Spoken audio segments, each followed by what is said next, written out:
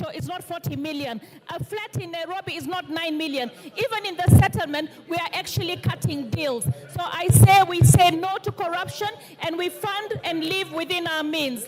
I reject the 2014 finance bill. Thank you. Member for Nyaribari Chache.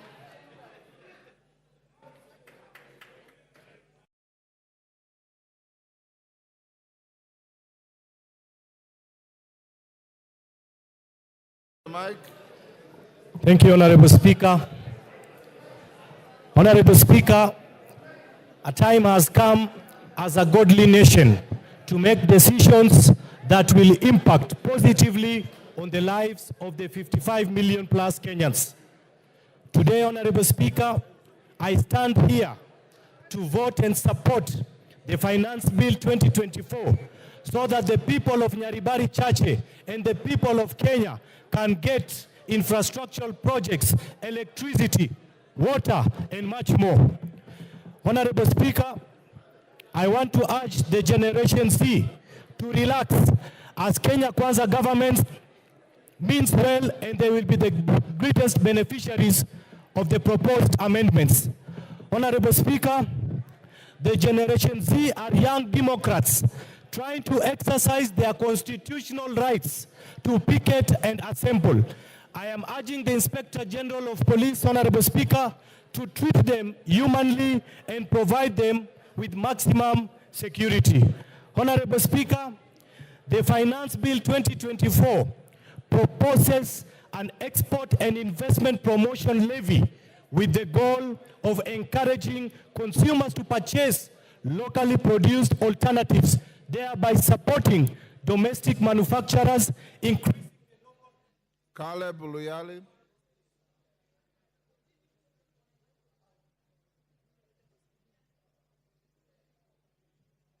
Thank you, Speaker. Finally, I got a chance. Mr. Speaker, I use only 1 minute to say we reject this finance bill, we reject the report of the committee on the finance bill. Mr. Speaker, a German social constructivist once said, Alexander Wendt, he once said that anarchy is what the states make of it. Mr. Speaker, this government is going to create anarchy in this country. And this finance bill is going to be the impetus of this anarchy. We have seen what is going around. We have seen every town in this country is occupied. And very soon, members of parliament, their homes are going to be occupied. We cannot sit here and pretend that everything is normal outside. Mr. Speaker, I want to urge my colleagues on the other side, you have a few minutes to change your mind. We must reject this finance bill.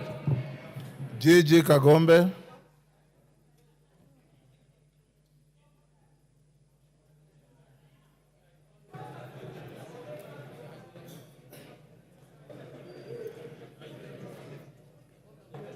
Give him the mic.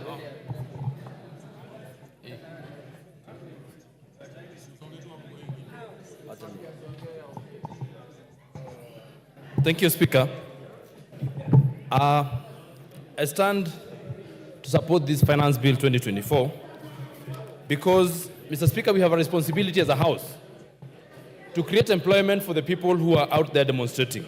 Mr. Speaker, we also have a responsibility to make sure that we give the right information to the young people of this nation. In as much as they elected us and we listen to them during public participations, we also have a responsibility to tell them the truth. Mr. Speaker, for the people who are lying in Gatondo Hospital and for the doctors who are going to treat them, I vote yes. Mr. Speaker, for the tea farmers who are in Gatondo now and other places, I vote yes. For the JSS teachers, I vote yes. For those people who are guarding us as the police officers, I vote yes. For the members of KDF who need to be paid salaries, I vote yes. For the people that we need to create employment and to create manufacturing in this nation, we are asking that we introduce excess duty on products that are gotten from other countries so that we support our economy. Those people who are out there need jobs. In fact, those people who are being mobilized because they do not have jobs. We have a responsibility to create jobs for them, Mr. Speaker, and we shall not create. Thank you. Member for Kajiado East. Yes. Mai. Give him the mic. Yes. Okay. Mai, use the next mic. Thank you, Mr. Speaker, for giving me the chance to contribute on behalf of the people of Kajiado East constituency. I rise to oppose the finance bill for 2024 because the bill has excessive taxes on common wananchi. Mr. Speaker, as you can see, our economy has not improved, and we have about 16% of our population living below poverty line. And the reason is because of bad economy as well as corruption in this country. By taxing them more, I feel like it's putting a burden on wananchi, which we should be doing more to help them than hurting them. Mr. Speaker, when you also look at the fuel levy of 9 shillings, that is another burden to wananchi. I can imagine my people commuting between Kitengela and Nairobi and back and forth, paying more for transport because of the increase of the fuel levy. So, Mr. Speaker, I stand to oppose the bill because it is not friendly to common wananchi. Thank you, Mr. Speaker. Moses Kirima.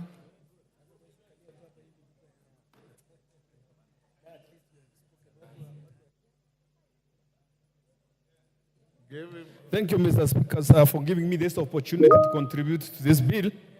Mine is that by the time when this bill came originally, it was too bad and it was punitive to the people. And my people had instructed me that if it was to be as it was, I was meant to oppose it.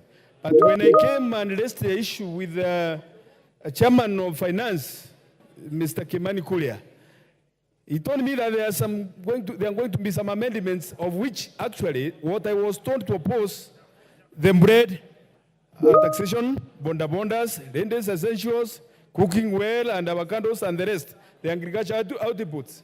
After the amendments, I don't see any reason to oppose it. So I thereby support it with amendments. But if there are no amendments, no way. Thank you, Mr. Speaker, sir. Ken Chonga.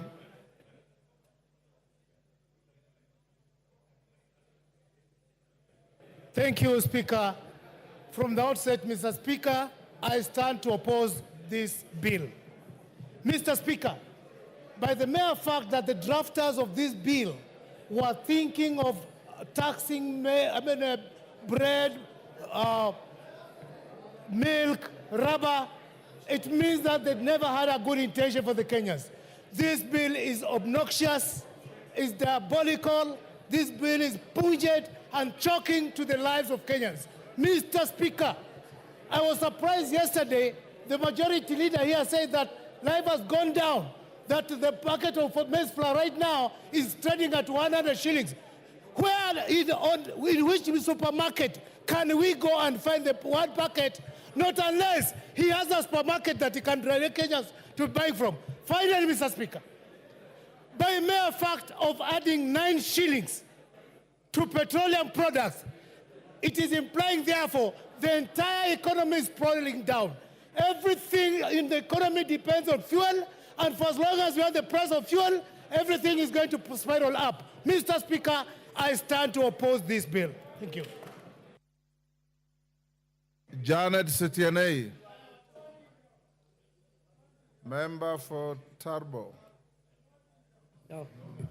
Thank you, Honorable Speaker, and I stand to support this financial bill 2024, Honorable Speaker, with amendments. Honorable Speaker, I support this proposed bill as one of the revenue-raising measure with proposed amendments because it's going to give Kenyans an opportunity to receive their due development. They are going to get electricity, the schools infrastructure, bursary.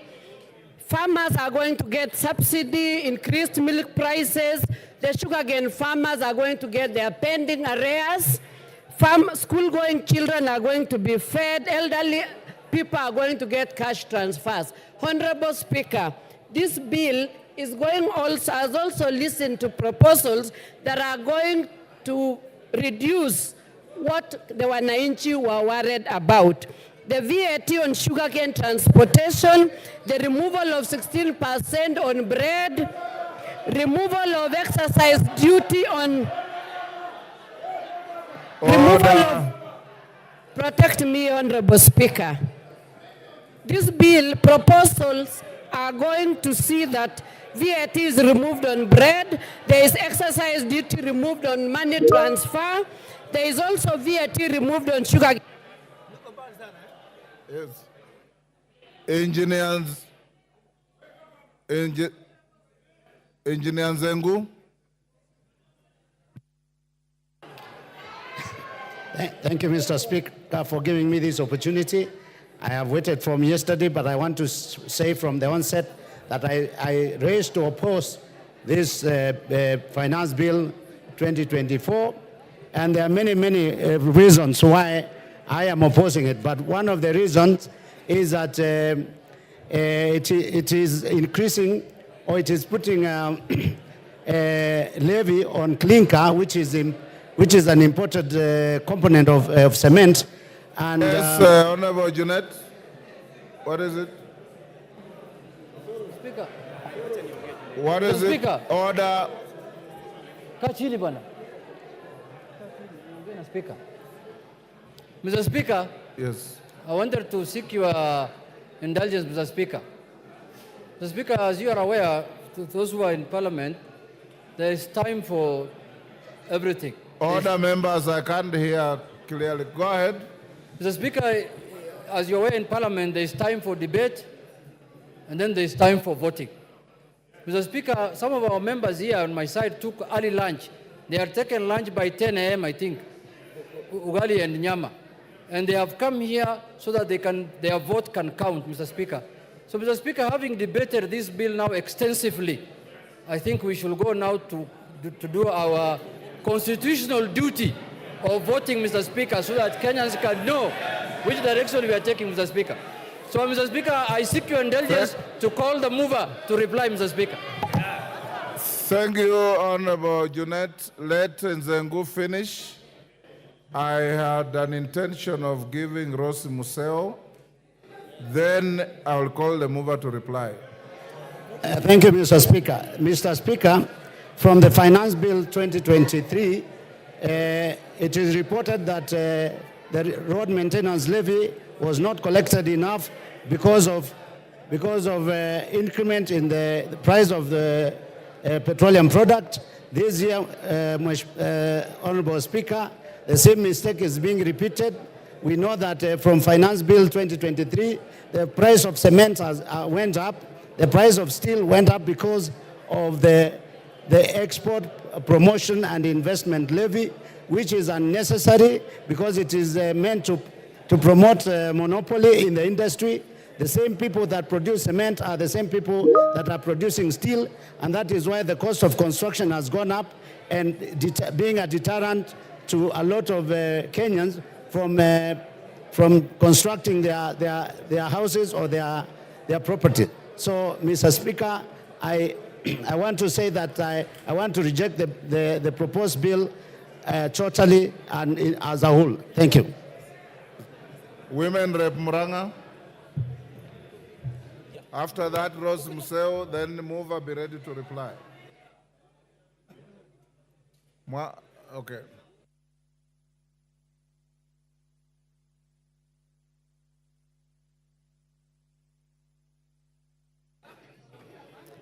Thank you, Mr. Speaker, for giving me this opportunity. I rise to support the bill, and I will vote yes for the bill. Voting for this bill, we are voting for real issues, Mr. Speaker, not for the negative things that have been said in the media to whip emotions. Mr. Speaker, voting for this bill is voting for 6.8 billion for coffee cherry fund. Mr. Speaker, voting for this bill is voting for 46,000 JSS teachers to be, who are internship, to be put in the payroll, to be employed.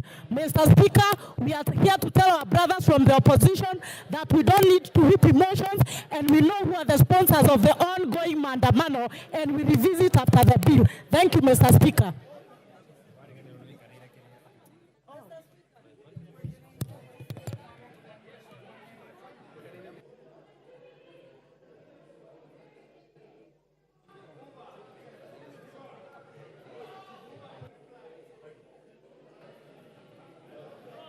Thank you, Mr. Speaker, for giving me this opportunity to add my voice onto this.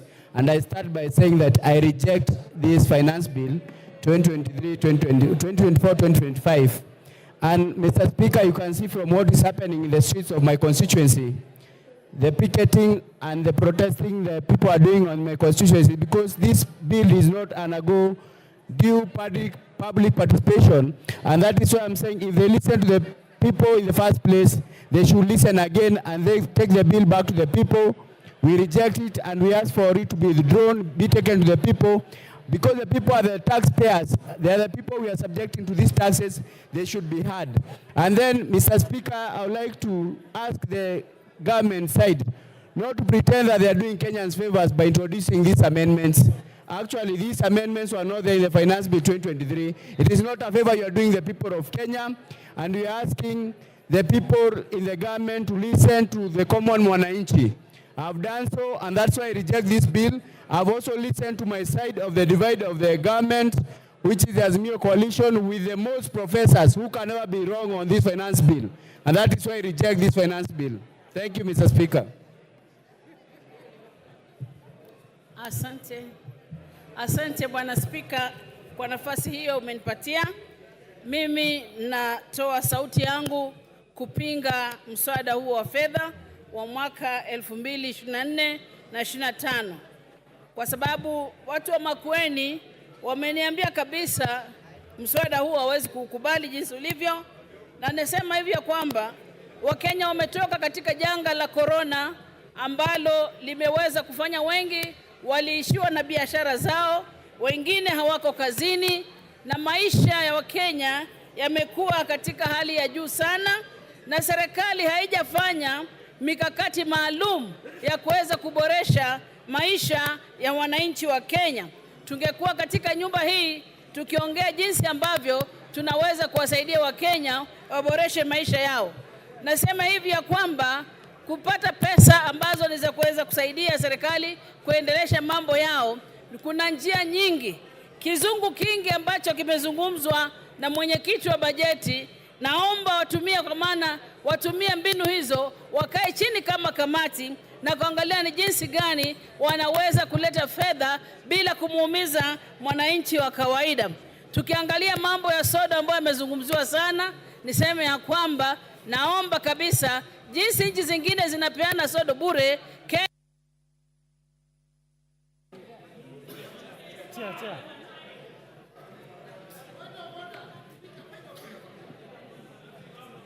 Yes, Honorable Kimilu. Honorable Kimilu. Speaker, is it in order for you to deny me a chance to reject this finance bill? Because I've been here since just a day, and you not give me any chance, but I reject this bill, Mr. Speaker.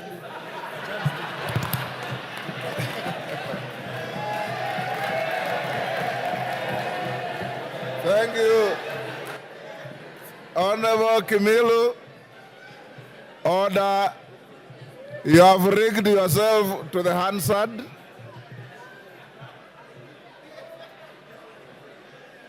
Korea Kimani. Yeah. Korea Kimani.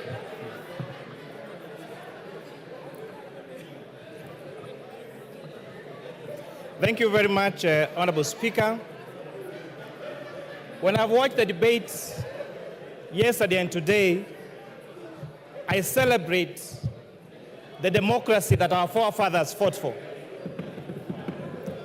that Kenyans across the political divide can sit down for hours on end and discuss issues of this country. And as it has been said, the conversation on our country is no longer about our communities, it is about of how to grow our economy and our country. When we have differed on the how, not on the what we need to do as a country in order to become a growing economy. But Honorable Speaker, sadly, this debate has been skewed in a different way because of the fallacies and the lies have been told. Honorable Speaker, I have seen some members and members of the public say that the bill introduces taxation on cancer patients. I have gone through the bill word by word, clause by clause, and there is absolutely nothing on this bill that mentions about cancer patients. These falsehoods to emotionalize our members of the public is immoral, is wrong, and it is very distasteful. We have seen a lot of contestation, especially by our young people, that there is introduced taxation on digital content creation. Honorable Speaker, this is far from truth. In fact, the bill proposes to exclude content creation that does not lead to money generation. The rejection of this bill will make our content creators worse off than they are in the current provisions of the law. The current provision of the Finance Act talks about content creation even when it is not monetized. The bill proposes to delete content creation that is not monetized, and that is a fact of the matter. So for our content creators, rejection of this bill means that you'll be worse off than we were last year or that we were in the moment. I've watched the debate on sanitary towels and diapers. Honorable Speaker, I grew up during napkin times when children used to be napped with napkins. And I've seen how diapers has revolutionized and modernized our women. A few years ago, Honorable Speaker, the quality of a good mother and a good wife was known by how well she washed the napkins for her children. They used to soak them at night with jik, with hot water, and tie their hands to wash them white. And when neighbors would pass, they would watch how white they are, and the quality of that wife and mother was based on how white those napkins are. Therefore, where we are in diapers, we have greatly revolutionized and given dignity to our wives and to our mothers. What this bill proposes is to give them more dignity by making them use diapers and sanitary towels that they can be good quality, that are affordable, and we can sustain their safety. That is why we are saying that let us use our own locally manufactured products. Honorable Speaker, how much do we hate ourselves as Kenyans that we demonize our capacity to manufacture here locally? How much do we hate our young people that would rather export these jobs to India and China and not have them here in Kenya, Honorable Speaker? We have seen the government allocate resources to ensure we have free sanitary towels for our school-going children. How much do we hate us that do we hate ourselves that we want this money to go to India and China and not to our locally manufactured, and not to our local manufacturers here in Kenya, Honorable Speaker? These arguments came last year. And Honorable Speaker, this House made two, just to emphasize, two difficult decisions. One of them was imposing import duty and excise duty on imported furniture. As we speak, Honorable Speaker, that tax and policy measure has seen the furniture being used in this country, being locally manufactured and creating jobs for young people. If you go to the big furniture shops, like tiles and carpets and the others, they have all started local assembly and local manufacture of furniture. And therefore, the furniture that we are using, courtesy of the Finance Act of 2023, is what is made here locally, Honorable Speaker. Last year, we zero-rated local assembly of mobile phones. As a result, we are producing 400,000 phones every day for the external market. Therefore, Honorable Speaker, it means and demonstrates that giving tax incentives to manufacturers leads to the growth of local manufacturing and continues with the mantle of Buy Kenya, Build Kenya.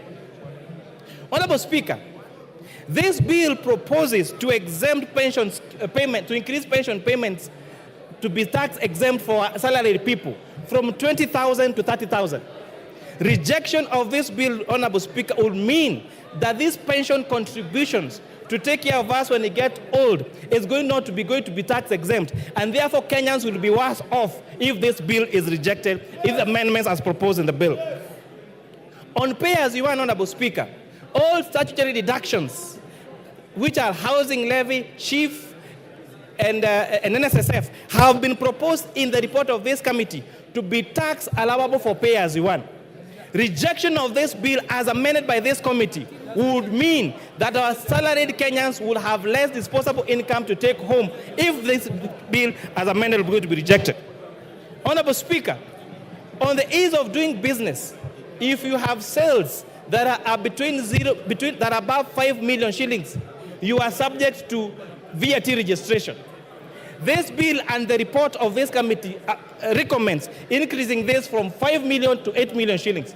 Therefore, rejection of this bill will, as amended by the committee will make it more difficult for our businesses. Honorable Speaker, you heard the complaints on eating systems last year for our avocado farmers and for the young traders. This bill, as proposed with the proposed amendment by the committee, is exempting subsistence farmers and SMEs with a turnover of less than 1 million shillings from... Yes, order. Jared Okello, what is the point of order? And under what standing order are you raising? Give him the mic. I thank you very much, Honorable Speaker. I rise on a point of order number 91. Honorable Speaker, there is a pattern that is developing into this House that each time we come up with objectivity on a matter such as this, we are being told that CDF will be reduced, there will be no Kera roads. This kind of blackmail must stop, Honorable Speaker. We must always What is out of order? What is out of order is what the chair of the Finance Committee is telling us, Honorable Speaker, that it will reduce even issues of this House, Honorable Speaker. But I also reject this bill in total in line with Nyando. Order, Jared. That is called rigging. Finish up, Kimani. Thank you, Honorable Speaker. So saying that, Honorable Speaker, this bill, the challenges that have had on ITIMs and the complaints by our farmers and our SMEs has made this committee recommend the removal of the requirement of registration for ITIMs for farmers and has advocated for what we call reverse invoicing and the reduction of this of the threshold for registration to those with a turnover of 1 million shillings. Honorable Speaker, this is going to lead to a more ease of doing business, Honorable Speaker. On the matter of internet and all this space around internet, Honorable Speaker, this bill proposes to increase investment deductions for fiber, for identifiable rights to the fiber optic, cable and spectrum license by a telecommunication operator by 10%. This is going to enhance availability and the rollout of fiber optic and internet connectivity to the whole country, Honorable Speaker. Lastly, I know the generation behind us is used, their quickest mode of communication is platforms like TikTok and Instagram. Honorable Speaker, if you check that platform, the reels are very short, and therefore the way of communication is sensationalized. I'm really urging our young generation, the people that are calling me on my phone, I took my lunch break yesterday and my lunch break today to return all the calls I got to my phone. And I was asking them, you are telling me to reject. Tell me what you want to reject in this bill. Then they say, we have a katatu. I am asking them, What clause is adding additional taxes and difficulty of doing business? They say, where we kataya too, because they have not taken time to understand this. And with that, Honorable Speaker, I beg to reply. Order, honorable members. Members on their feet, take your seats. He has concluded, Babu Wino. Order. Order, members, take your seats. Member for Bumula, take your seat. Member, take your seats. Member for Kuresoi. Honorable members, Nyamita, take your seat.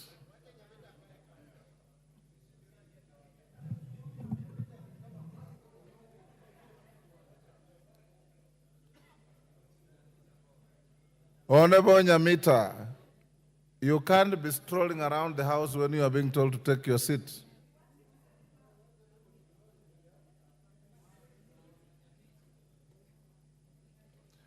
Honorable members, we have come to the end of debate on this bill, the Finance Bill, National Assembly, Bill number 30 of 2024. Before I put the question, I want to direct the House as follows. My question will not attract a voice vote. We will go straight into division. I had directed the House yesterday, and I repeated this morning, that in the interest of proper time management, the voting will be electronic. Order. Order. Order. Order. Honorable Kajwang. Honorable Kajwang, you are my junior but a senior lawyer. And I expect a lot more from you. Honorable members, the Speaker can read the mood in the House. I don't want to give anybody an excuse to go and play to the gallery. Whether you vote electronically or you vote manually, the result is the same. Order. Order. Order. I have consulted with your leaders. Order, I've consulted with your leaders, and they do not have a hard feeling either way. Order. Order. Order. Order. Consequently, I'll put the question. I'll direct thereafter the division bell to be rung for 5 minutes. The whips, if your members are still loitering out there, you have 5 minutes to get them into the House. Within the 5 minutes, the whips on either side, bring your two tellers, and we will then close the bar and go into manual voting.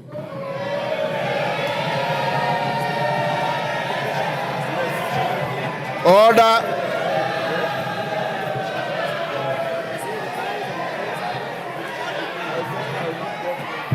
Order.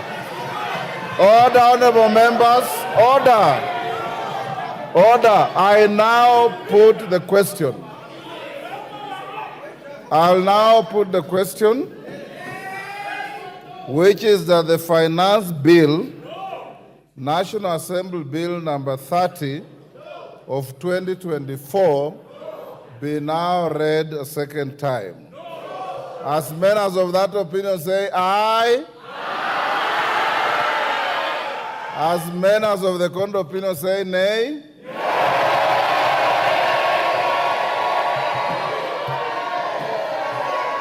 Order. Order. Order. Order, honorable members. Order. Take your seats. Take your seats. Order, honorable members. Take your seats. You are being disorderly.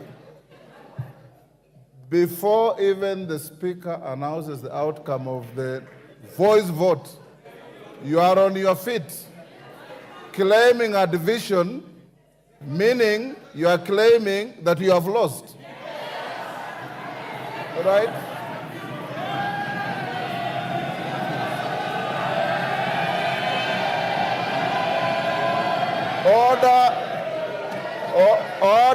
Order, Millie Odhiambo. In my many years in this house, I've never heard of the winner claiming a division. It's only the losing side that claims a division. So why are you demonstrating this? I put the question again. Order. I'll now put the question again, which is that the finance bill, I like the comic relief in the house, which is that the finance bill, National Assembly Bill number 30 of 2024, be now read a second time. As many as of that opinion say aye. Aye. Will those of the contrary opinion say nay?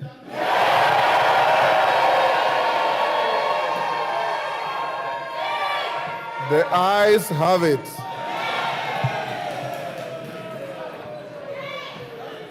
Order, take your seats. Take your seats.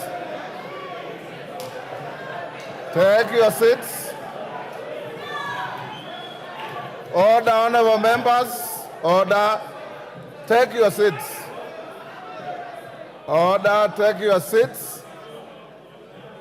Order, Mwango, take your seat. Honorable Mwango. The claim for a division is overwhelming. We don't need to count. I now direct that the division bell be rung for 5 minutes. Junet and Osoro provide 2 tellers each, and after 5 minutes, we'll cross the bar and go to a roll call vote.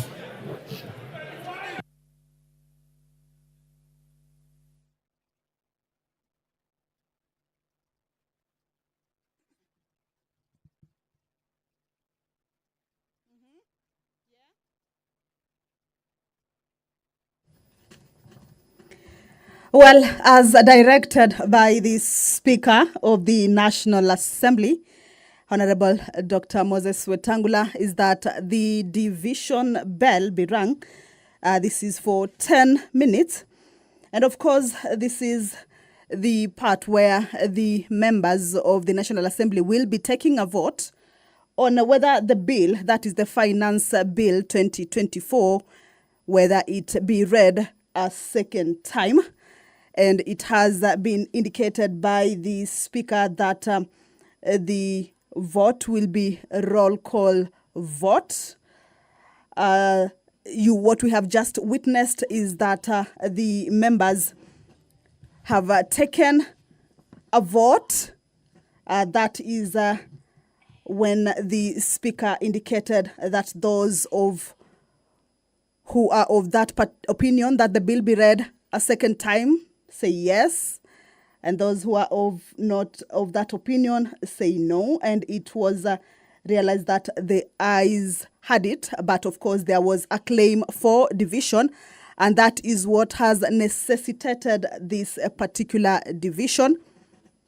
By roll call means that the members will be called by name to give their opinion on the position on whether that particular bill be read a second time. Remember, this is the point that usually comes after the bill, after debate on that bill has taken place extensively and also exhaustively on the floor of the House. The finance bill debate has been on for close to 2 days, as it started on Wednesday, that is yesterday in the morning, throughout the day, and this morning, before that debate was concluded just a few minutes ago.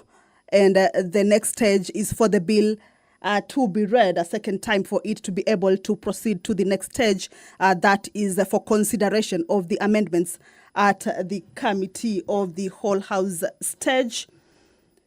Once that 5-minute division bell is over, as directed by the Speaker, the whips of the House, this means the whip from the majority side as well as the whip from the minority side, will be required to give out two tellers who will be standing on the dispatch area, where they will be able to guide or see the process of voting that will be taking place from either sides or from both sides. This is sort of to guard those votes that will be coming in from the members on the two sides. At this point, the whips also are needed to whip their members inside the chambers. Remember, at this point is where both sides need their members to be in the chambers. As you can see, the House is fully occupied, or we could say the members have come out in their numbers, of course, to give their position on this bill. There have been contentious clauses on the bill, and therefore Kenyans out there, of course, are looking at which way the members will be taking their way with regards to this particular bill. Once the 5 minutes division bell is over, the doors will be closed and the bars drawn. That would mean that the members who are not inside the chambers will have been locked out. And this is the point. This is sort of like an allowance time for the whip to be able to call their members who may be within the precincts of parliament but not inside the chambers to make their way inside that particular house so that they can fully participate in taking that vote.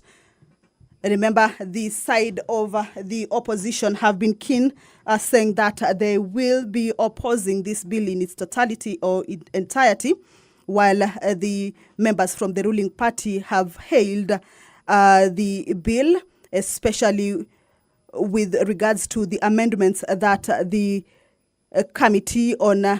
Departmental Committee on Finance and National Planning have brought forth following the public participation.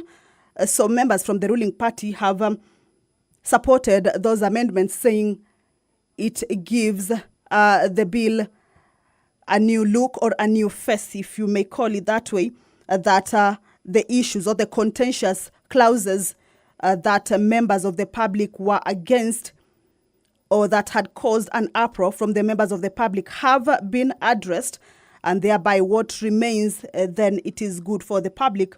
But the other side has maintained that it will be opposing that bill. So the purpose of this particular stage is to give room for the bill to proceed to the next stage.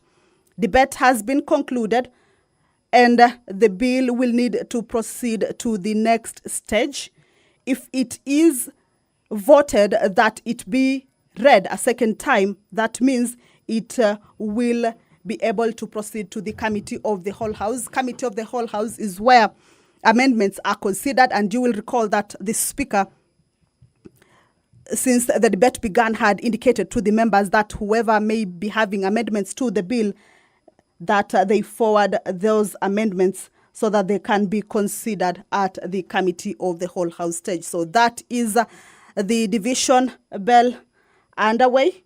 It is a 5-minute division bell just for the members to be able to interact more with, the contents of the bill, or even just ventilate on which way they will be taking the vote, because once they come back, then their voice will be heard on whether the bill proceeds to the next stage or not.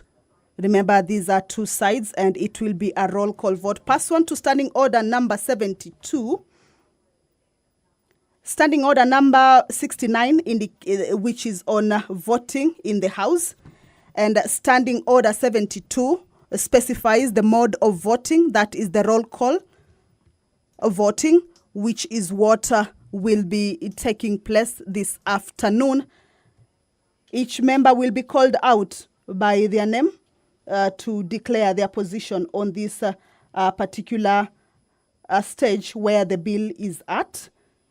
And once that is complete, then the results will be on. Of course, we'll be giving you the screen on the results as it continues on the floor of the House.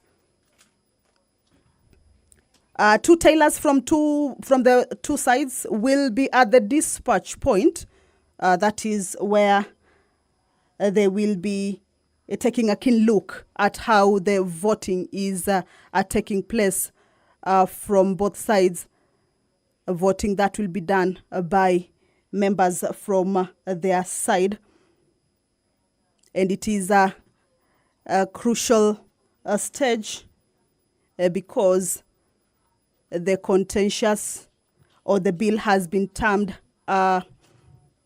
contentious and has attracted a lot of interest. That is the Speaker addressing the House.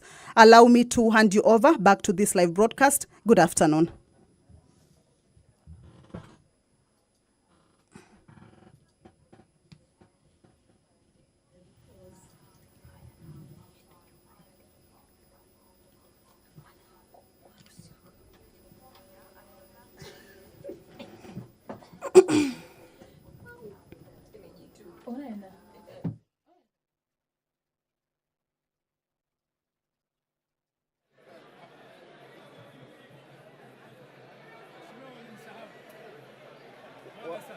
Wakubwa wenu walisema tufunge.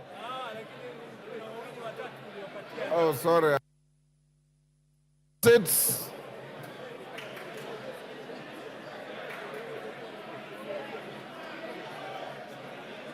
Order. Honorable members, take your seats.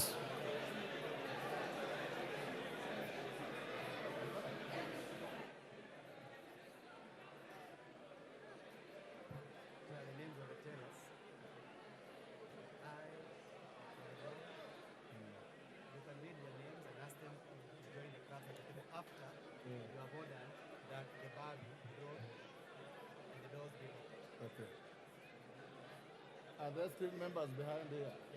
Are there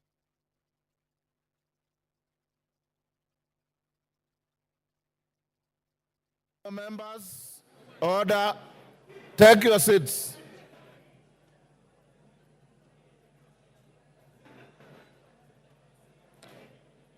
Honorable members, take your seats. Honorable Madenga, take your seat. Take your seats.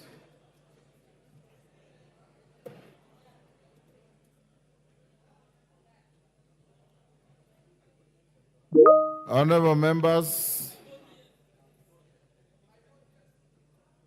take your seats.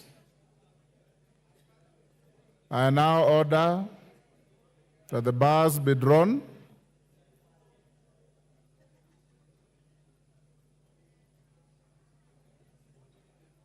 Doors be locked.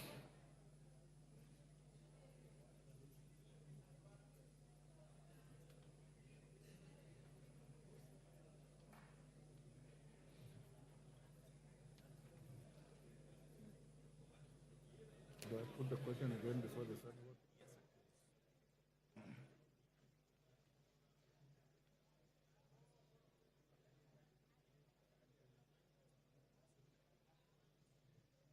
Honorable members, take your seats. Honorable members, take your seat, Johanna.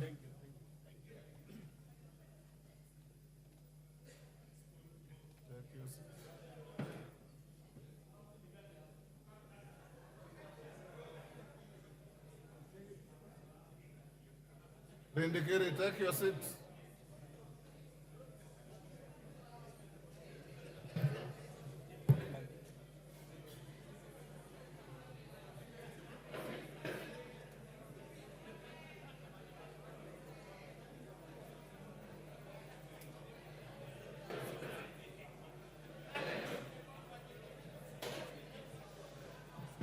Order. Order, honorable members. Honorable members, the following have been appointed by the whips as tellers. For the ayes: Robert Bukose MP, Eric Wamumbi MP. For the noes: Julius Mawathe MP, Jared Okello MP. The vote available to each member is ayes, which is yes, nays, which is no, and the third vote is abstention.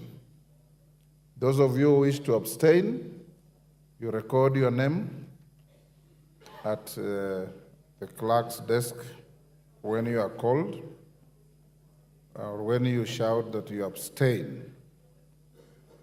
I'll now, pardon?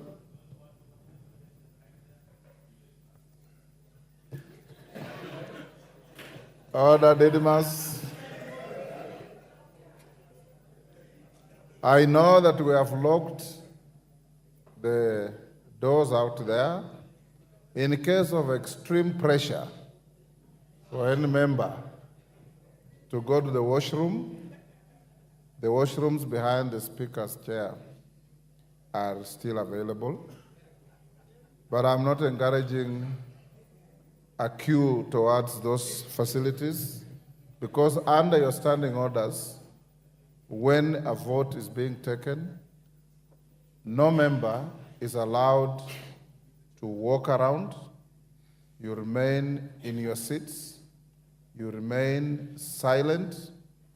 When you are called out to vote, it is you to say yes or no. Any member who interjects and becomes a nuisance, the speaker has the right to declare your vote invalid. Don't go that route. I now put the question once again, as is required by the standing orders, which is that the Finance Bill, National Assembly Bill number 30 of 2024, be now read a second time. Clerk, you can start with the roll call. And members, when you are called, if you maintain silence, you have your microphones, and some of you have got very loud voices because your vote is not necessarily going to the Hansa. You can shout from where you are, and there will be nobody required to assist anybody in shouting. Every individual is voting on their own. And I repeat, if you engage in the kind of conduct my brother from Budalangi normally does, your vote will be declared invalid. Order. Clerk, can we proceed? The tellers. Order, Honorable Angela. Take your seat, my brother.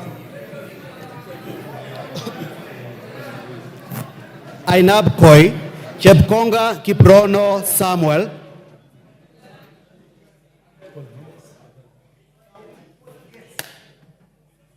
Ainamoi Langat Benjamin Kipkrui,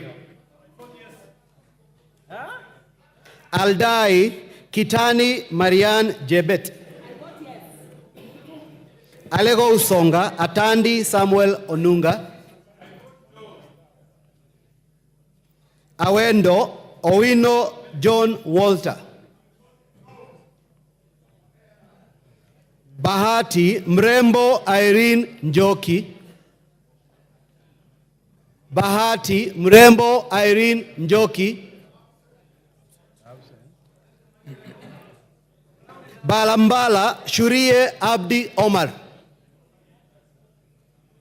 Balambala Shurie Abdi Omar.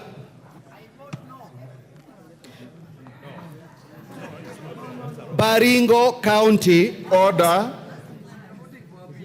Order. Babu Wino. Order.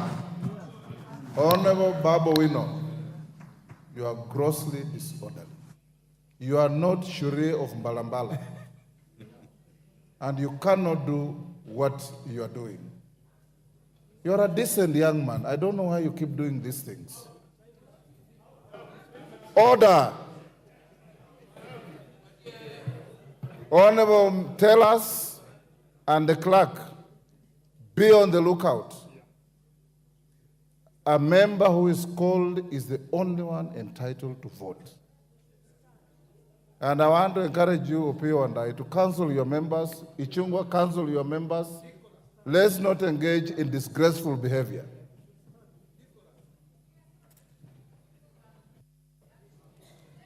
Baringo County. Is absent.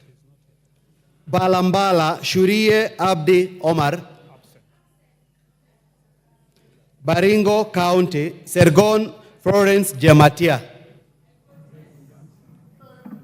Baringo Central, Kandie Joshua Kipiegon. I vote yes. Baringo North, Kipkoros Joseph Maglap.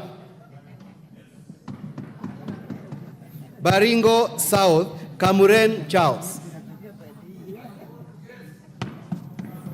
Belgut, Koech Nelson.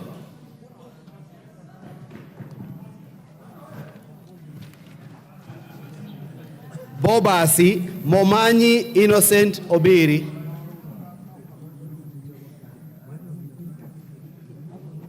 Bamachoge Borabu, Barongo Nolfason Obadia. Bamachoge Chache, Alpha Miruka Undeki.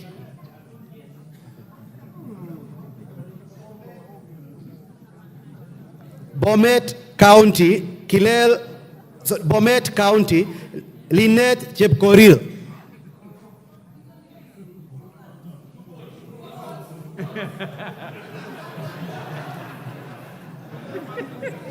Bomet East, Yegon Richard Kipkemoy.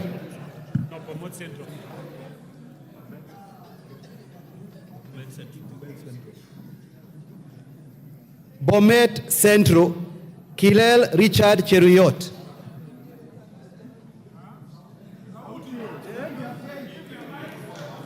Bonchari. Sorry, let me repeat. Allow me. Bomet East, Yegon Richard Kipkemoy. Bonchari, Mamwacha Onchoke Charles. Bondo, Ogola Gideon.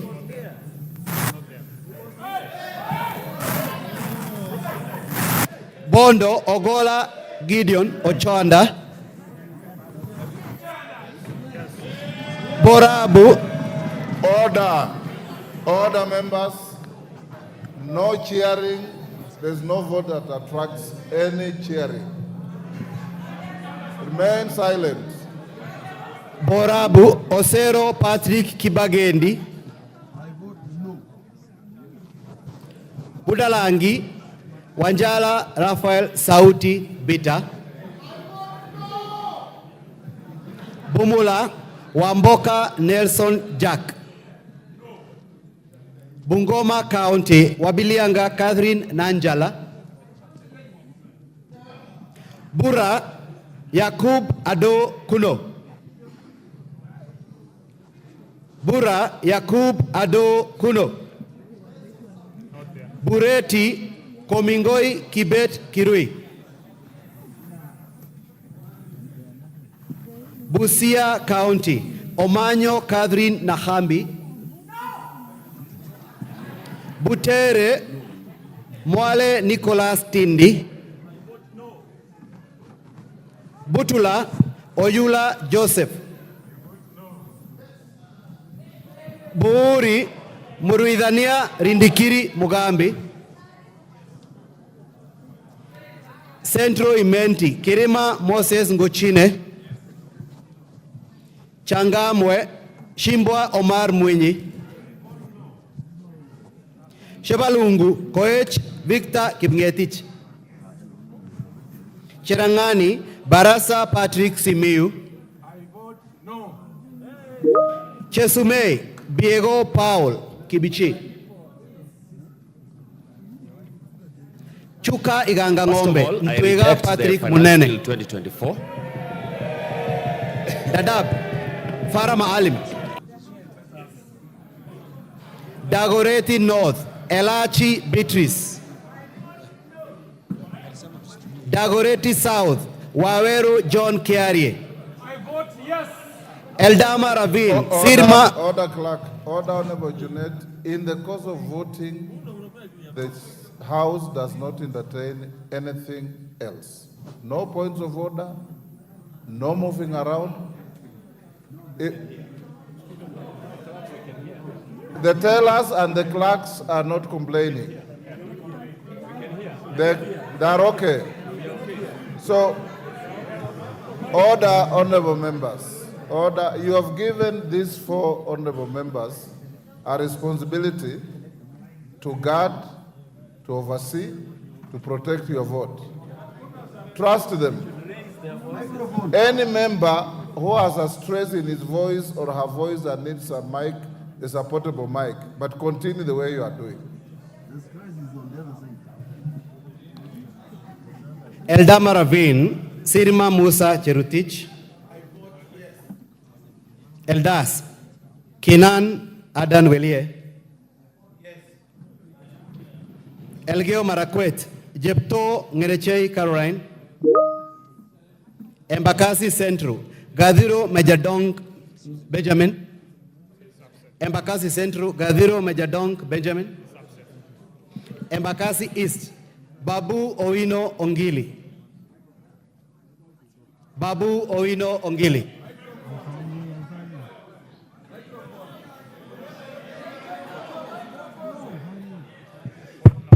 Embakasi North Gakuya James Mwangi. Embakasi North Gakuya James Mwangi.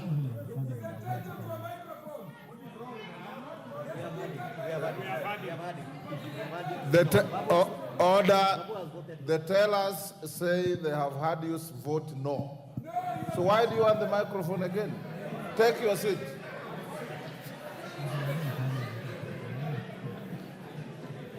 Embakasi North Gakuya James Mwangi. Embakasi South Mawathe Julius Musili. On behalf of Embakasi South people, I vote no. Embakasi West Mwenje Mark Samuel Mureithi. Embu County Double N Pamela Njoki. Mgwen Lelmegit Joses Kipto. Emuhaya Omboko Milemba. Emurwa Dikir Johanna Ngeno. Endebes Pukose Robert. Yes. Fafi Yakub Farah Sala. Fafi Yakub Sara. Yes, voted yes. Funyula Oundo Wilberforce Jambo. Galole Hiribaye Said Buya.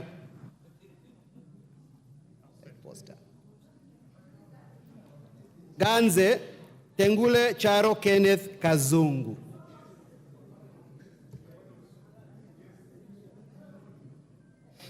Garissa County Siad Udgon Amina.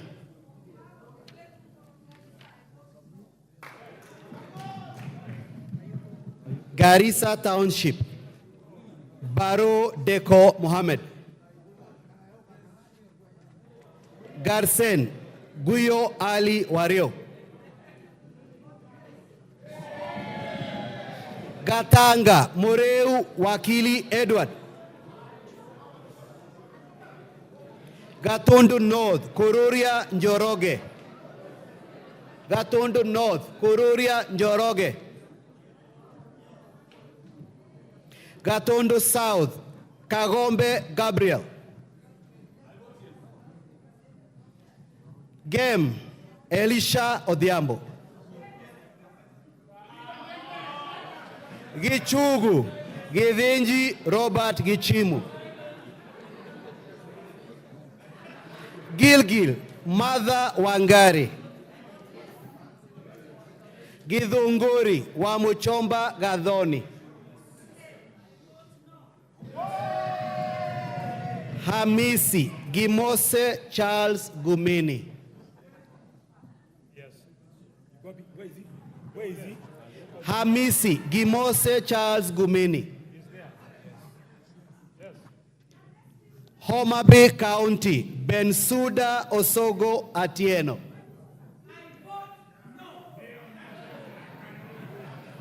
Homa Bay Town Kaluma George Peter Opondo. Igembe Central Karithi Kiili Daniel. Igembe North Julius Taitumu. Igembe South John Paul Mwirigi. Ijara Abdi Ali Abdi. Ikolomani Shinali Bernard Masaka. Ikolomani Shinali Bernard Masaka. Isiolo County Mumina Golo. Isiolo County Mumina Golo Bonaya. Isiolo North Lomwa Joseph Samal. Isiolo South Tubi Bidu Mohammed.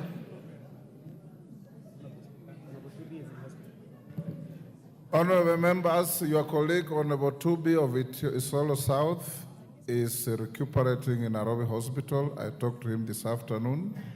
Let's pray for him. There is no vote for him. Go. Jomvu Badibadi Twalib. Juja Koimbori George. Juja Koimbori George.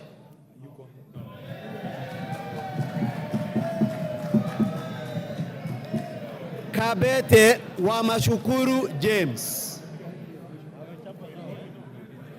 Kabete Wamashukuru James.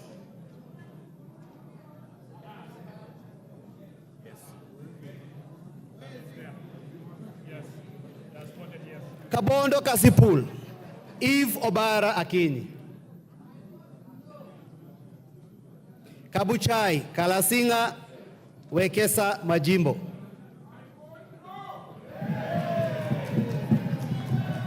Kacheliba, Titus Lote.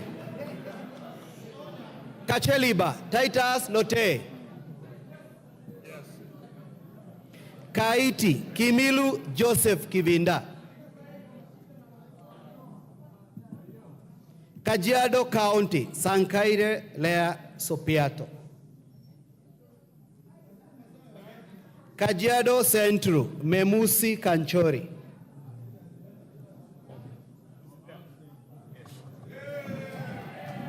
Kajiado East, Kakuta Maimai. Kajiado North, Onesmus Ngogoyo. Kajiado South, Sakimba Parashina Samuel. Kajiado West, Sunkuya George.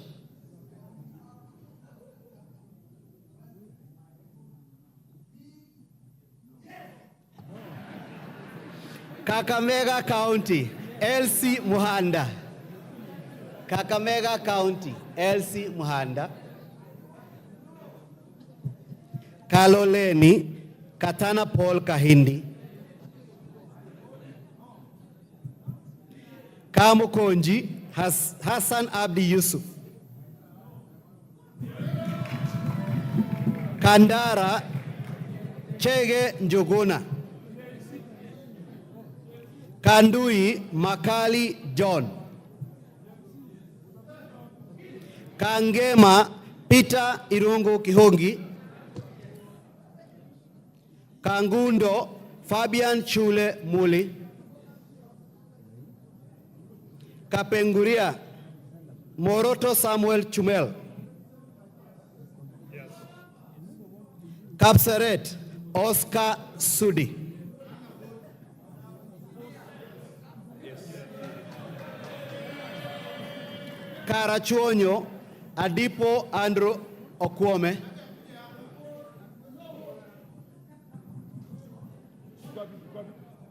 Kasarani, Karauri, Ronald Kamuiko.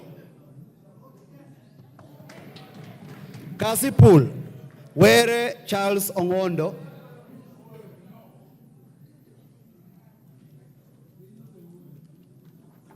Kadiani, Robert Mbui. Keio North, Adams Kipsanai. Keio South, Gideon Kemayo.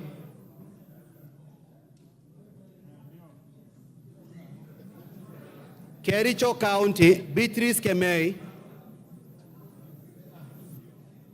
Keses, Julius Ruto.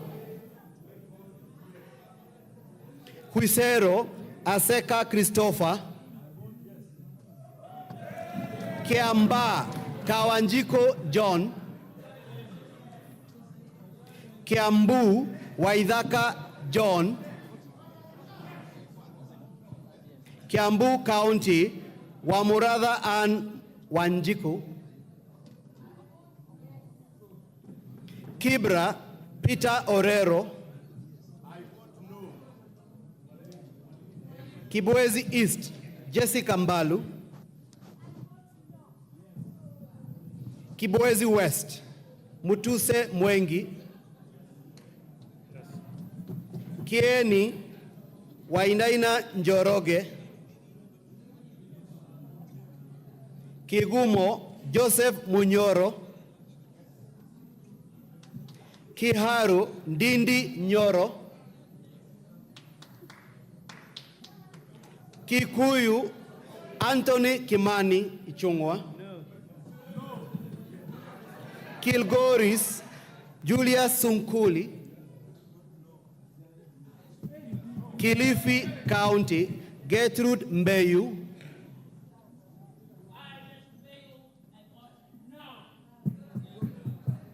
Kilifi North, Owen Bayer. Kilifi South, Richard Ken Chonga.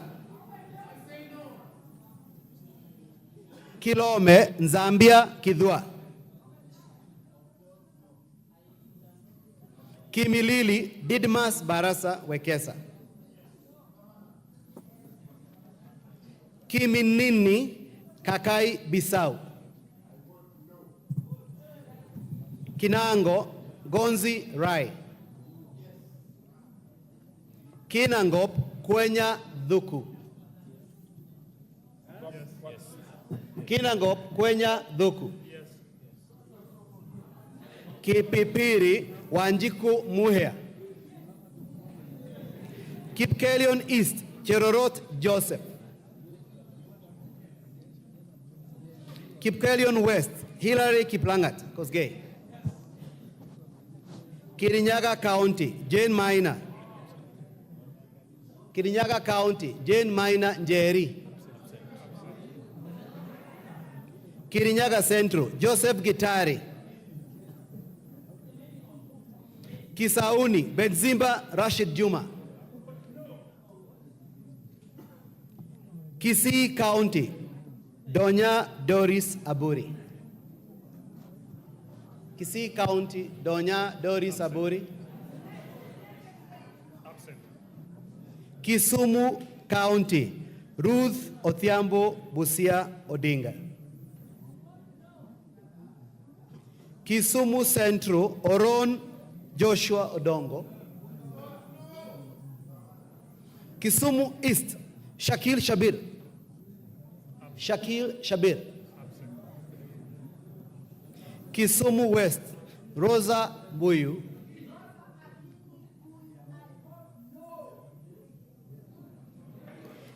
Kitui County, Kasalu Irene Mudhoni.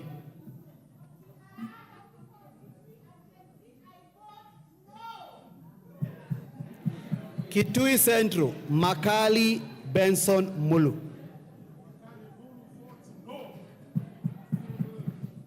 Kitui East, Nimrod Mbai. Kitui Rural, Mboni Mwalika. Kitui South, Recho Nyamae Kaki. Kitui West, Edith Nyenze. Kitutu Chache North, Japheth Nyakundi Mokaya. Kitutu Chache South, Kibagendi Anthony. Kitutu Masaba, Gesairo Clive Ombane.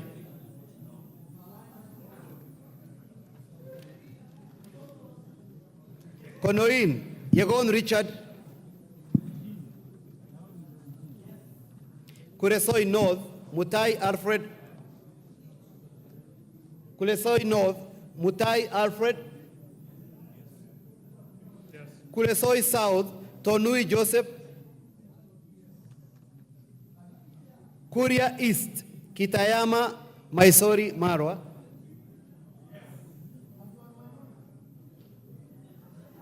Kuria West, Mathias Robi.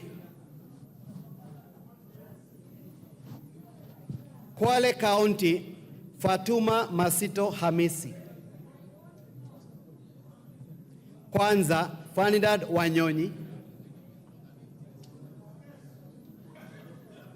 Lafe, Abdurrahman Mohamed Abdi. Lafe, Abdurrahman Mohamed Abdi. Lagdera, Mohamed Hussein Abdikadir. Yes. Laikipia County, Jane Kagiri. Laikipia East, Kionjuri Festus. Laikipia North, Sarah Korere.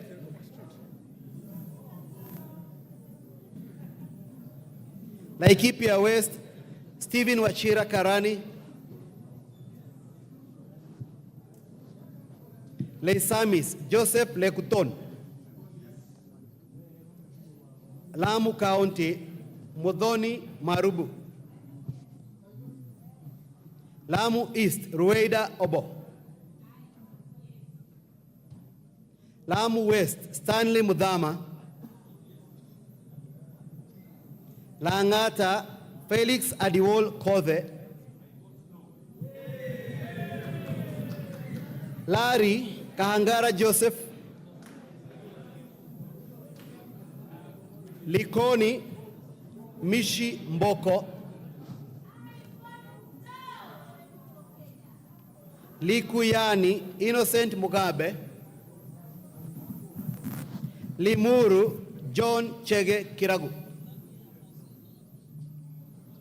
Loima, Protas Akuja.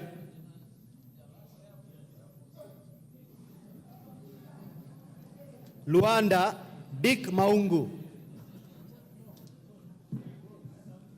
Lugari, Nabi Naboera Daraja. Lunga Lunga, Chiforomondo, Mangale Munga. Lurambi, Titus Hamala Mkhwana. Mara, Kareke Mbiuki. Machakos County, Joyce Kamene.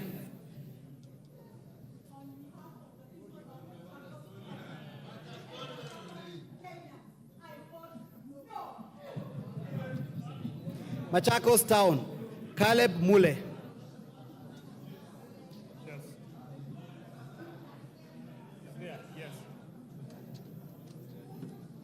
Makandara, George Aladwa. Makueni, Suzanne Dunge Kiamba. Makueni County, Rose Mumo Museo. Malava, Malulu Ichendi.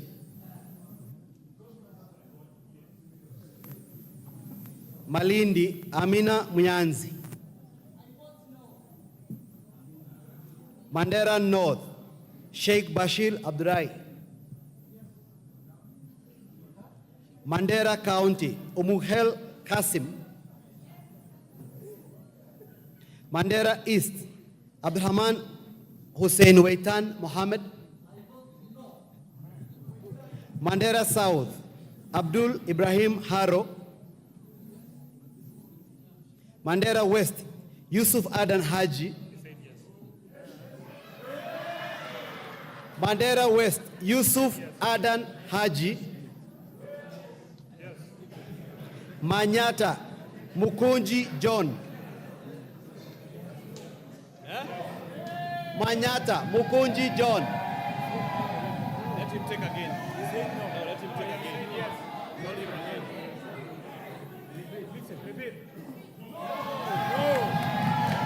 Maragua.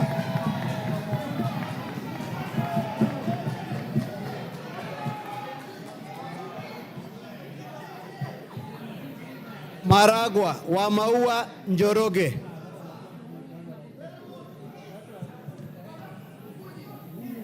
Marakwet East, David Bowen. Marakwet West, Kipchumba Toroitich.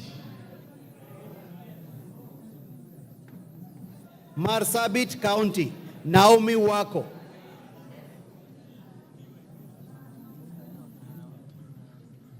Masinga, Joshua Mwalio.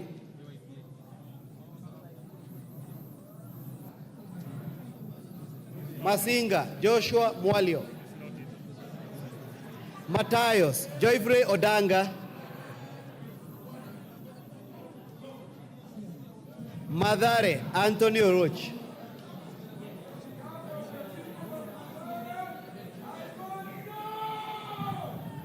Madioya, Edwin Mugo Gichoki. Madira, Eric Mwangi Kahogu. I vote yes.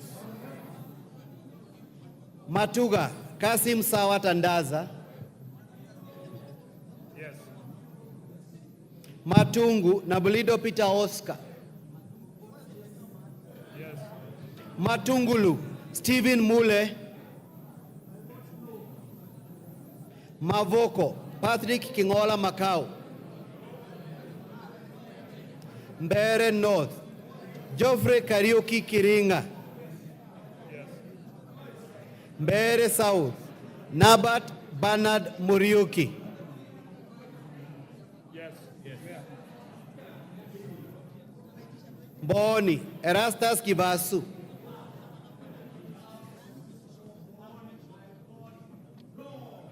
Meru County, Elizabeth Kailemia Karambu.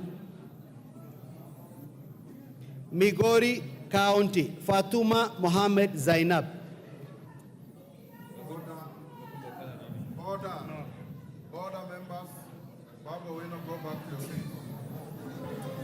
Go back to your seat. Honorable members, exercise some decorum.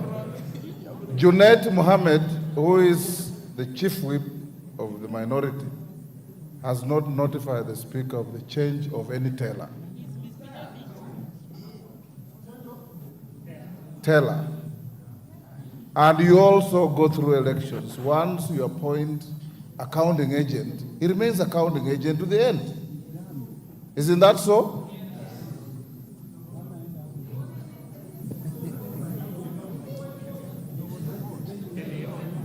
Mogotio, Kiborek Ruben. Moiben Barto Phyllis, Molo Kuria Francis Kimani,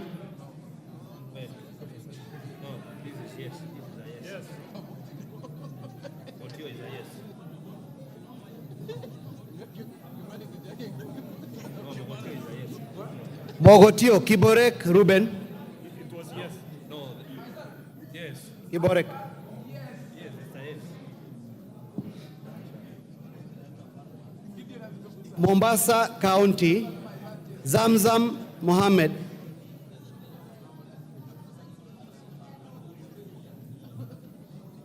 Mosop Abraham Kirwa.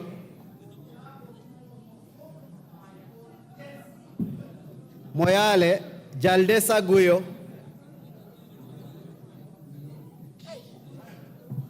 Msambweni Salim Faisal. Mount Elgon Fred Kapondi. Muhoroni Koyo James. Mukurweini Kaguchia John. Mumias East Salasia Peter. That is a spoiled vote. Spoiled.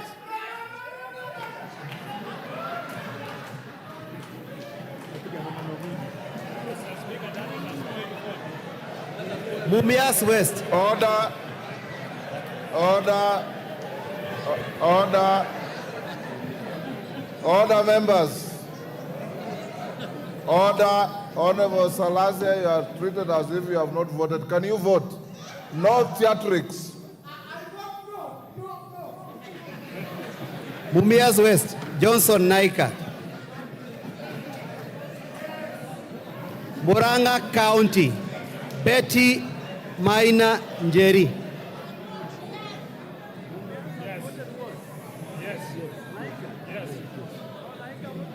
Mvita Machele Mohammed. Mwala Musioka Vincent Musau. Mwatate Peter Shake. Mwea Mary Maingi.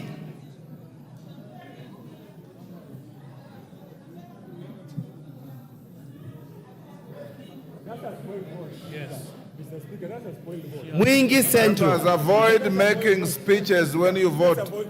Where can you vote? Mary Maingi. Okay. Mwingi Central, Muliungi Gideon Mutemi. On behalf of Mwingi Central, I vote no. Mwingi North, Nzengu Paul. Mwingi West, Charles Nguna. Nairobi County, Pasari Zesta. Now that is another spoiled vote. Order.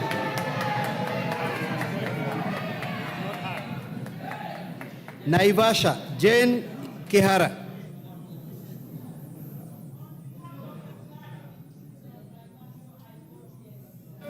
Nakuru, Chelule Liza.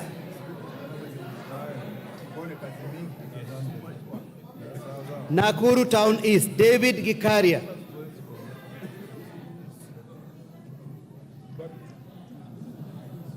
Nakuru Town West, Samuel Arama. Nambale, Godfrey Mulanya.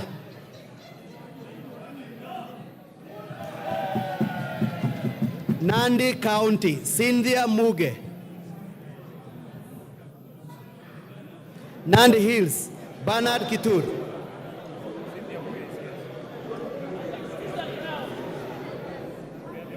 Nandi County, Cynthia Muge.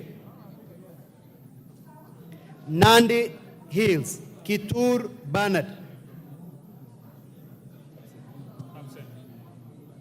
Narok County, Rebecca Tonkei. Narok East, Aramat Lemanken. Narok North, Agnes Pareyo. Narok North, Agnes Pareyo. Narok South, Kitilai Olentutu.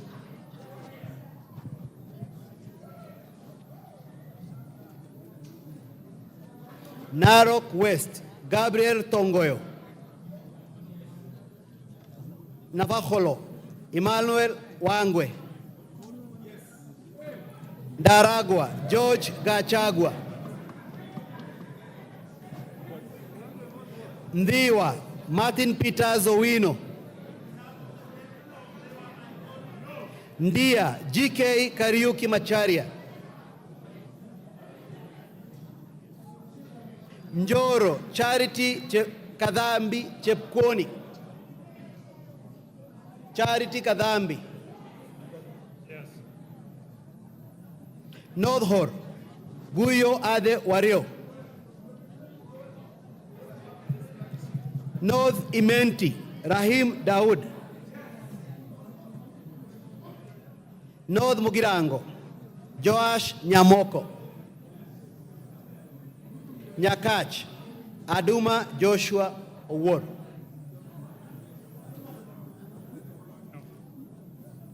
Nyali, Muhammad Ali. Nyali, Muhammad Ali. Nyamira, Jerusha Momanyi. Yes. Nyandarua County, Faith Gitau. Nyando, Jared Okelo. Nyando vote no. Nyaribari Chache, Zahil Janda. Nyaribari Masaba, Daniel Manduku. Nyatike, Tom Boya Ondege. Nyeri County, Rahab Mukami.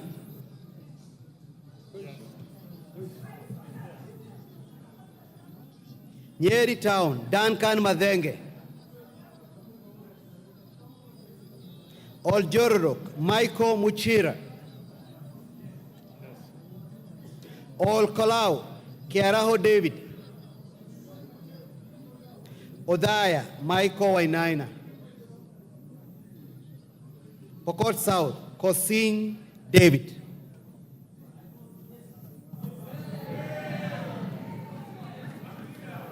Rabbi, Anthony Kenga Mupe. Rabbi, Anthony Kenga Mupe.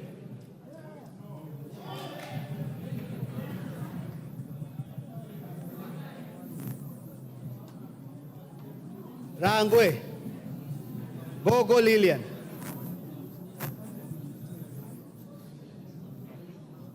Rarieda, Paul Otiende Amolo. Rongai, Paul Kibet Jebor. Rongo, Paul Abor. Roy Sambu, Mwafrika Kamande.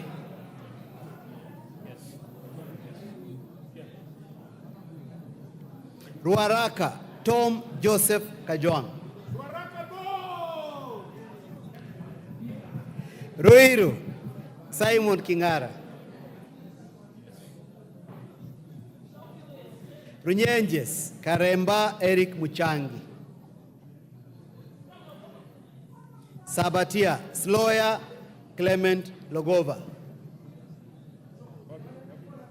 Sabatia, Sloya Clement Logova.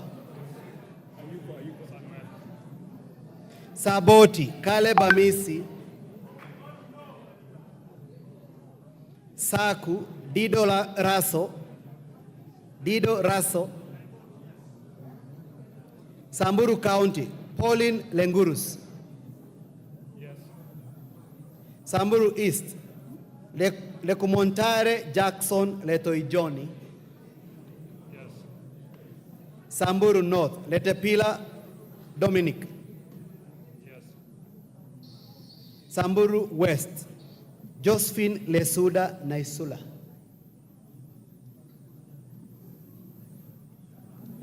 Josephine Naisula Lesuda.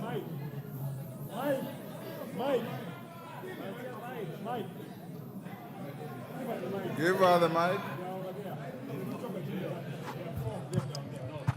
Yes? I vote no. Seme James Nyikal. Seme James Nyikal. Chinyalu Frederick. Chinyalu Frederick Ikana.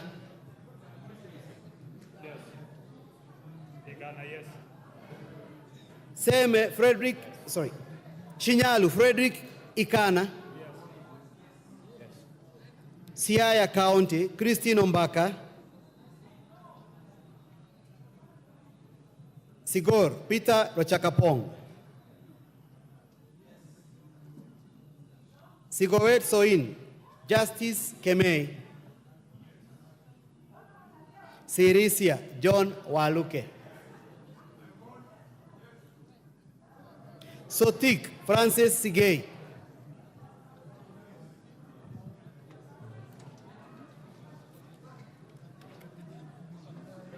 Saudi Menti, Shadrach Mwiti. Shadrach Mwiti, Saudi Menti. South Mugirango, Silvana Sosoro. Soy, David Kiplangat. Starehe, Amos Mwago. Suba North, Millie Grace Odhiambo. Suba South, Karori Omondi. Subukia, Samuel Gachobe.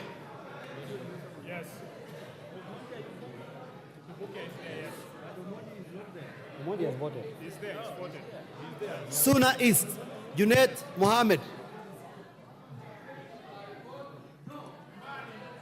Suna West, Francis Masara.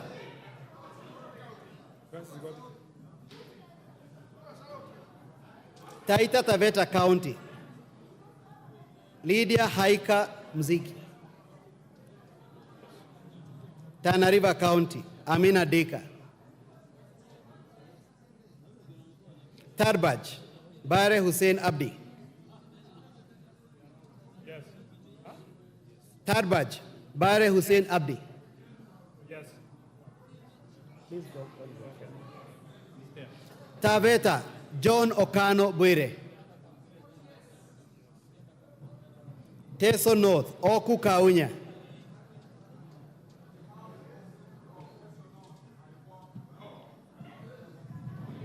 Teso South, Mary Amase. Mary Amase. Teso South, sorry, Tetu, Joyfrey Wandeto. Joyfrey Wandeto. Dharaka, George Murugara. Tharaka-Nithi County, Susan Ngugi. Tharaka-Nithi County, Susan Ngugi. Thika Town, Alice Nganga. Tiati, William Kamket. Tiati, William Kamket. Tigania East, Mpuru Aburi. Tigania West, John Mutunga. Tinderet, Julius Meli. Tongaren, John Chikati. Trans Nzoia County, Lillian Sioe. Order. The chief whip on the minority side informs me that he is appointed member for Pumula to relieve Honorable Mawathe as a teller.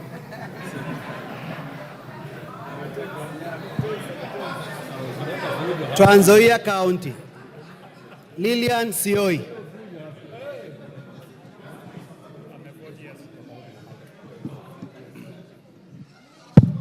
Tarbo, Janet Citienei. Turkana County, Cecilia Ngetit.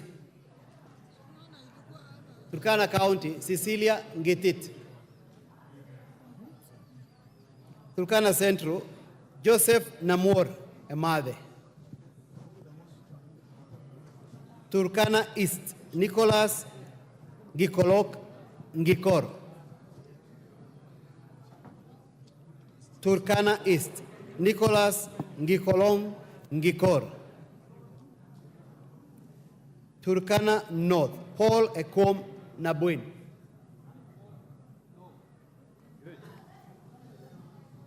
Turkana South, John Ariko.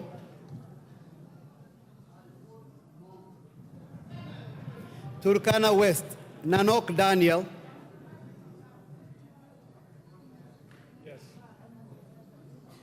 Wasinigishu County, Gladys Boss. Gladys Boss. Ugenya, David Ochieng. Ugenya, David Ochieng.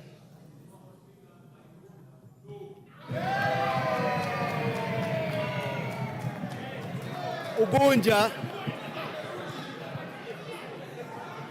James Wandai. James Wandai. Oriri, Mark Nyamita.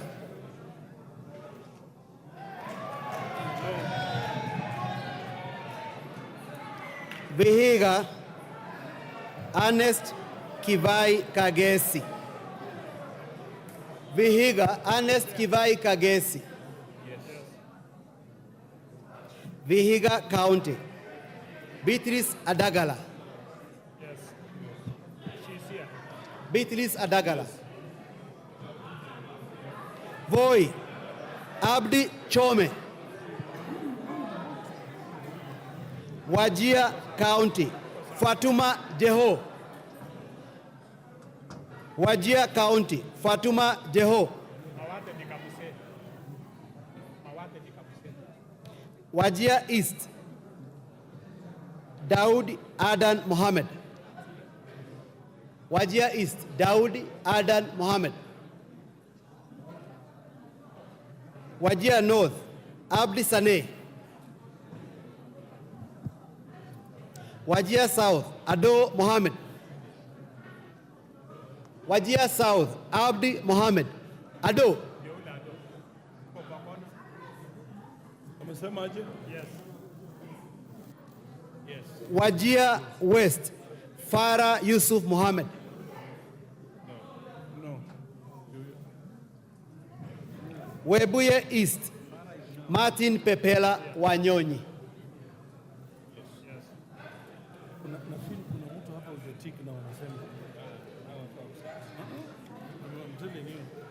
Abdi Daud Mohammed is out of the country.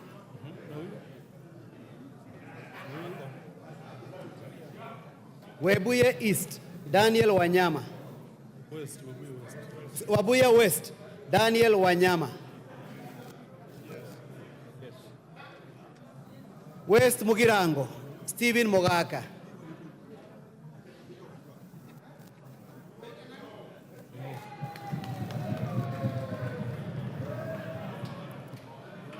West Pokot County, Rael Kasiwai Chepkemoi.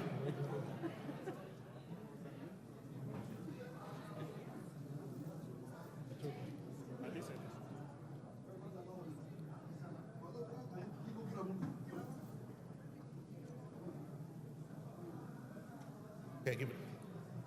West Pokot, Kasiwai Rael Chepkemoi.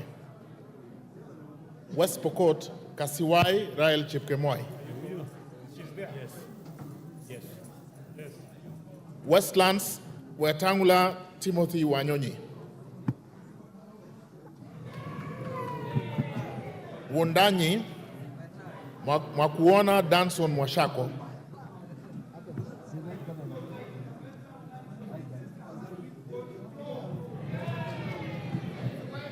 Yata Basil Robert Ngui. Yata Basil Robert Ngui.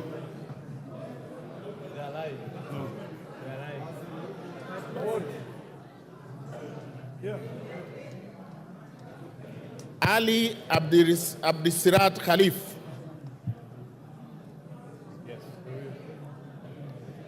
Chege Sabina Wanjiru.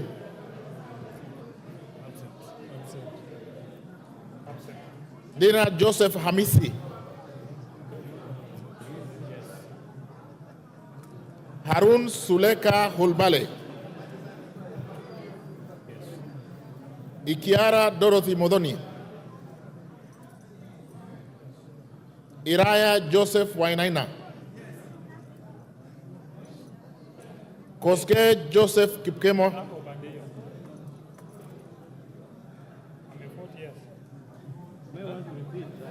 He's at the corner there. At the corner there. Okay. No, Koske. Okay. I will repeat. Koske Jackson Kipkemo. He's there. Yeah. Mayaka Irene Nyakerario.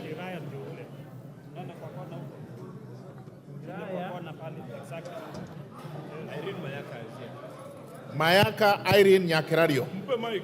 Vote. Hakuna. Sema tu. No, give her mic.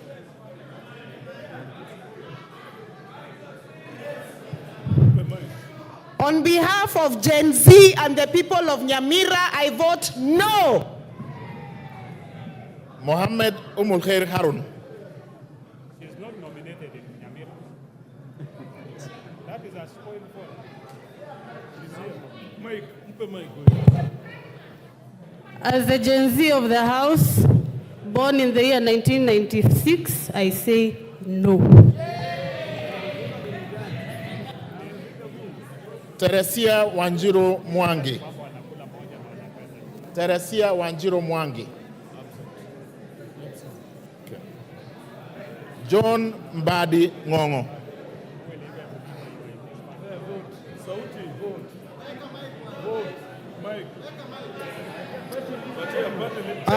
The authentic vote for Suba South is no. Talib Abubakar Ahmed. Talib Abubakar Ahmed. Yes. Okay, done.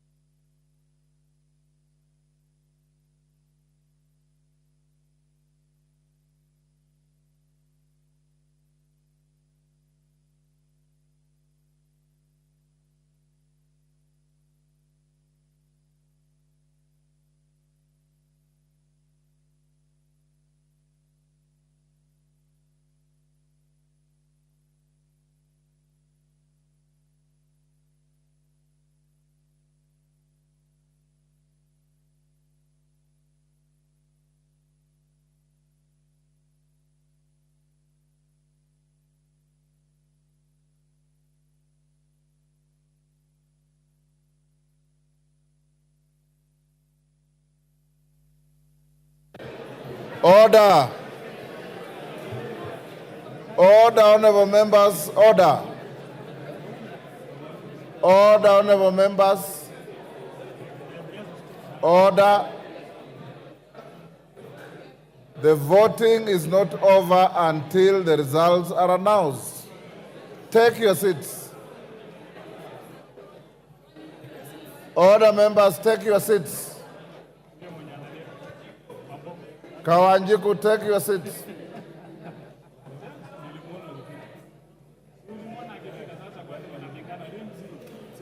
Order. Honorable members, the tellers are not sure whether Honorable Sane voted or not. He's coming to confirm. What is your name? What is your name?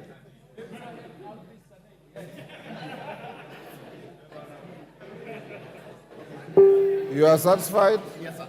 Yes, sir. Okay, Sane, take your seat.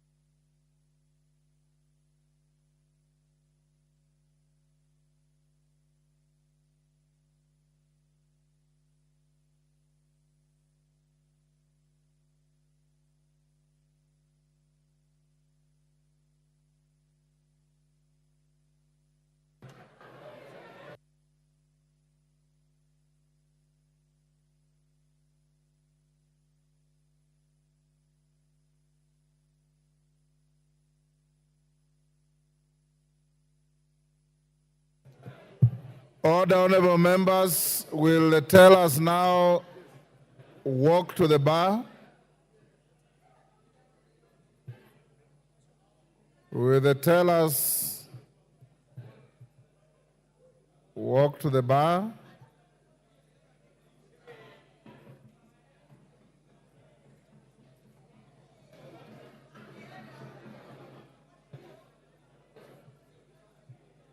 Order.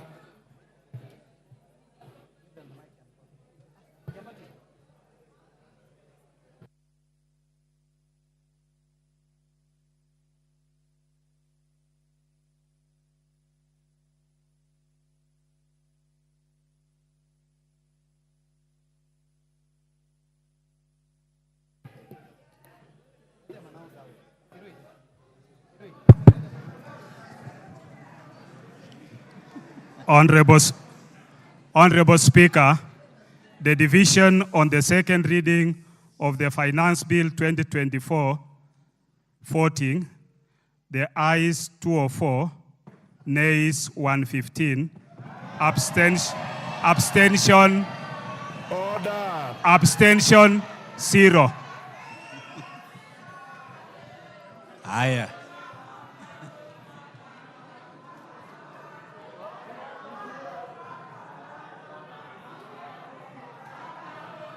Order. Order, Honorable Millie. Order. Order. Order. The results of the vote are not announced by the teller. Order. Honorable members, the results of the division on second reading of the Finance Bill 2024 is as follows. Ayes 204, nays 115, abstentions nil. So the ayes have it. Order. I now order for the bill to be read the second time. Order. Order, the House is in session. Order. Order. Clerk. Order.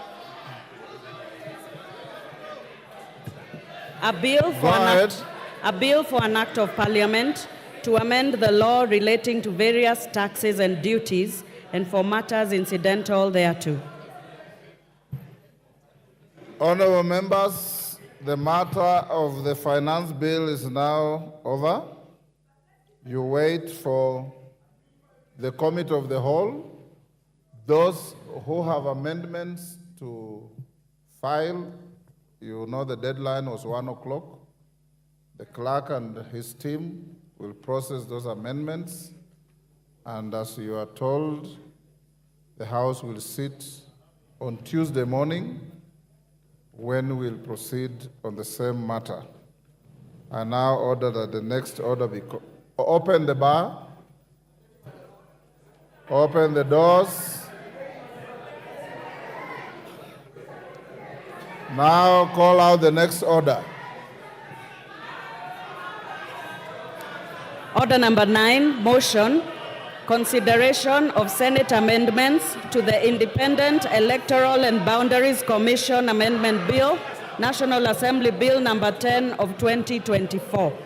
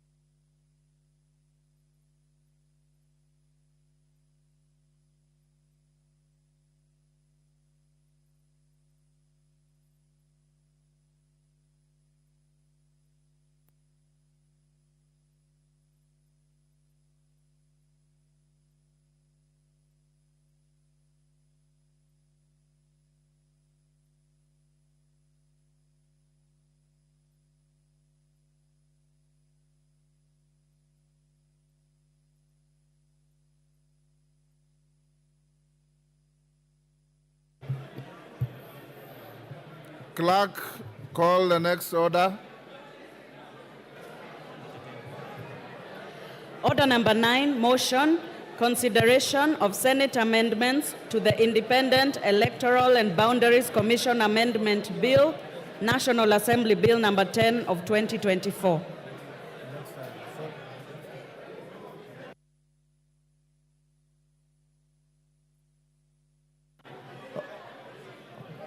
Order, honorable members, order.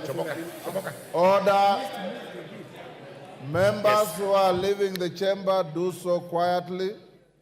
The next order has been called, order number 9, and I'm calling the Chair, Departmental Committee on Justice and Legal Affairs to move the motion.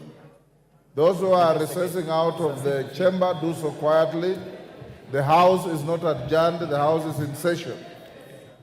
Honorable Murugara, proceed. Thank you. Thank you very much, Mr. Speaker, sir. I beg to move that the Senate amendments to the Independent Electoral and Boundaries Commission Amendment Bill, National Assembly Bill number 10 of 2024, be now considered.